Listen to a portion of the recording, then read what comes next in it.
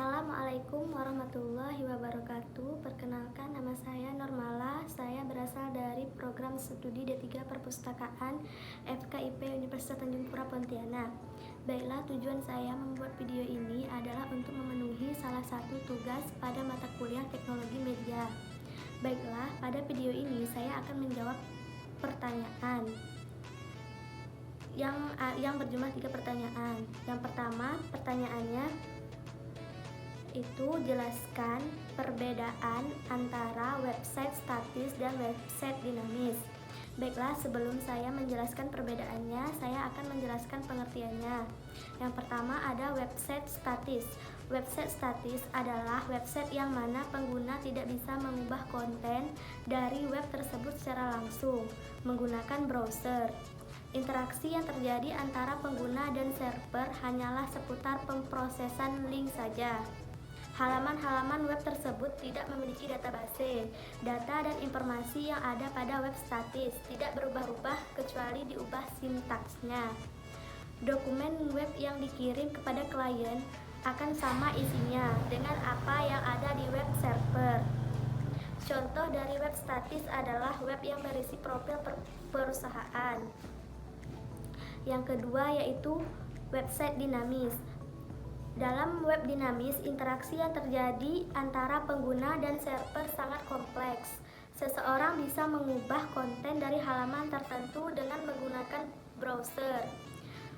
Request, permintaan dari pengguna dapat diproses oleh server yang kemudian ditampilkan dalam isi yang berbeda-beda menurut alur programnya. Halaman-halaman web tersebut memiliki database.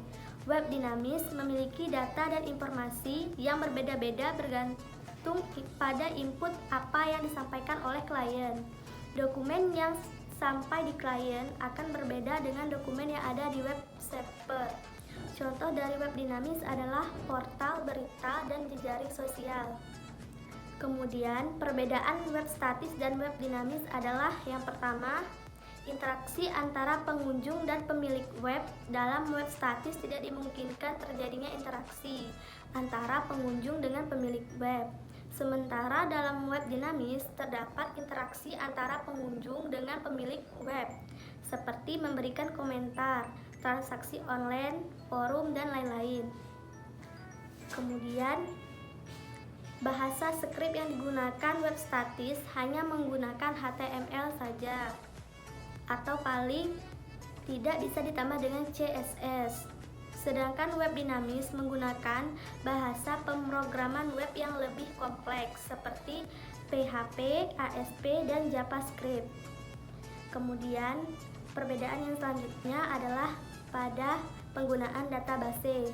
Web statis tidak menggunakan database karena tidak ada data yang perlu disimpan dan diproses. Sedangkan pada web dinamis menggunakan database seperti MySQL, Oracle, dan lain-lain untuk menyimpan dan memproses data. Perbedaan yang terakhir terletak pada konten. Konten dalam web statis hanya diberikan oleh pemilik web dan jarang diupdate. Sementara konten dalam web dinamis bisa berasal dari pengunjung dan lebih sering diupdate. Konten dalam web dinamis bisa diambil dari database, sehingga isinya pun bisa berbeda-beda walaupun kita membuka web yang sama. Kemudian pertanyaan selanjutnya yaitu temukan 3 aplikasi perpustakaan, kemudian temukan 2 website perpustakaan.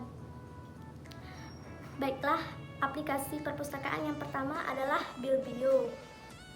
Aplikasi ini dilihat dari desainnya memiliki tampilan yang simpel, tetapi memiliki fitur yang lengkap dan gratis.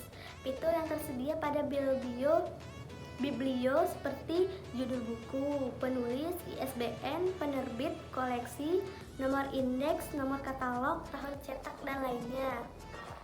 Aplikasi yang kedua yaitu ada Learning Management System. LMS menjadi aplikasi pengelola perpustakaan yang memiliki desain yang paling menarik dibandingkan dengan yang lainnya. Aplikasi ini memiliki tampilan yang lebih modern.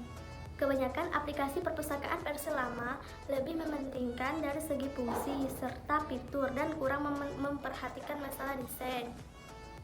Dan aplikasi yang ketiga itu adalah ePerpus. ePerpus adalah aplikasi perpustakaan yang dikembangkan oleh salah satu retail buku terbesar di Indonesia, yaitu Gramedia Digital Nusantara. Aplikasi ini memungkinkan untuk semua anggota membaca, meminjam buku, majalah, koran dalam bentuk digital. Kemudian contoh dari website perpustakaan yang pertama itu ada website dari Perpustakaan Institut Teknologi 10 November, dan yang kedua ada website perpustakaan dari Universitas Negeri Yogyakarta. Baiklah demikianlah jawaban saya. Apabila ada kekurangan kata-kata, saya mohon maaf. Saya akhiri dengan wabillahi taufiq wal hidayah. Wassalamualaikum warahmatullahi wabarakatuh.